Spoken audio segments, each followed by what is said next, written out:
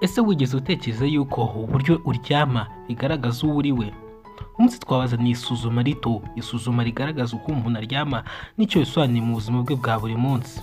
Twizere ibyo tuvuga bishobora kuba ari byo. Wegerageze uhitemo uburyo uryama, urebe uburyo uryama maze nurangiza wumve unamenye ikintu utari uzi kuri wowe gishyashya ugomba kumenya bitewe n'uko uryama.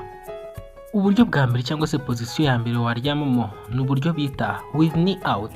Ubu ni uburyo abantu benshi baryamamo hano ku isi, ndetse umuntu uryama gutya aba afite ibintu bigiye bitandukanye kuri we. Uyu ni wa muntu wumva yuko ari we wa mbere. Ikindi kandi kuri uyu muntu ntukaba yumva adasanzwe, ntatinya ahazaza, ukaba yumva ibibazo byose yabasha kuba yahangana nabyo, ndetse ayumva ari we udasanzwe mu bantu bose.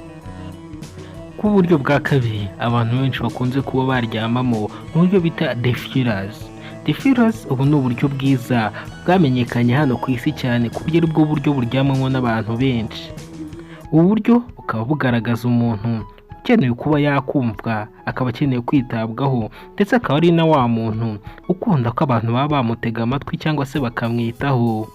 Uyu muntu kandi akunze kugira impano zigiye zitandukanye, harimo nko gusiga amarangi, kubyina, cyangwa se kuba yakunda kuba yatembera ahantu hagiye hatandukanye, ndetse akunda ibyo akora cyane.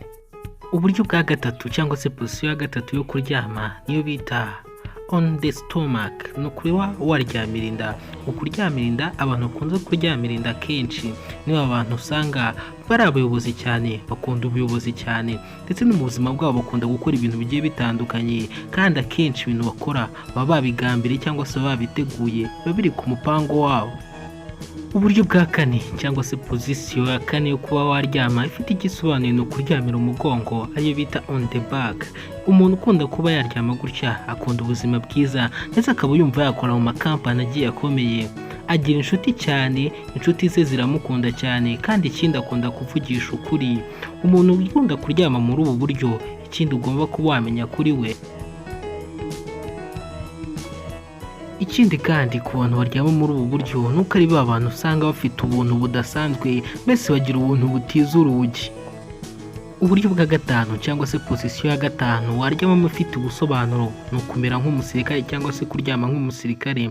Ibi ngibi bigaragaza umuntu uzi icyo ashaka, ndetse aba azi ubuzima bwe ahantu bwerekeza, n'ubu uzi icyo aba azi gukora, ndetse akenshi na kenshi akunze kuganira n'inshuti ze, ndetse akabumva, ari nacyo gituma akunda kuba yagira n'inshuti ze nyinshi.